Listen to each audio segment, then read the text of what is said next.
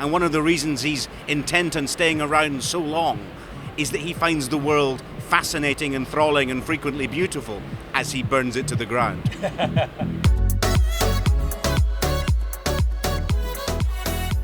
In a curious way, to make an evil character speak in a way that isn't just dull and pompous and slightly boastful.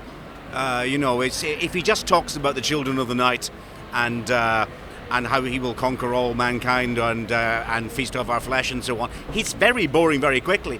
He doesn't fit with what he must have been. He was a nobleman of incredible education and learning and understanding. So we wanted to know that he. Before he feasts on us, he can have a very, very good chat with you. He's tremendously intelligent, alive, and interested. And one of the reasons he's intent on staying around so long is that he finds the world fascinating, enthralling, and frequently beautiful as he burns it to the ground. It's not slow either, is it, in any way? I mean, some of the earlier Draculas, they took forever to get down the staircase and things like that, and it's quite pacey. If anything that's very persistent in Dracula films, it takes about 3/4 of the film to resurrect him and 5 minutes to kill him off. So we've tried not to do that. With what you've written, I mean, reading this the first time, it's actually really funny, and that is one thing that I think has never really been present in any Dracula. I mean, he's got a sense of humour, this one. I think that's one thing that's been added in that department. I think it was an odd one trying to work out the level of humour in this.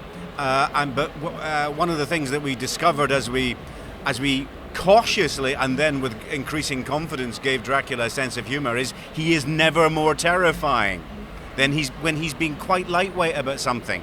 But you realise you're seconds from death. But he's being playful, he's being witty, he's even being quite warm and insightful. Then he's snapping your neck.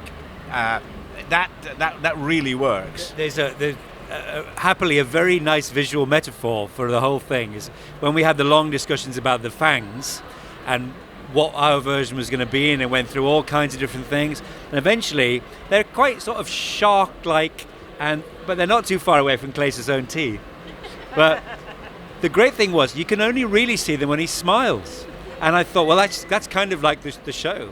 But as Stephen says, some of the most chilling stuff is when he's being superficially kind or quite light.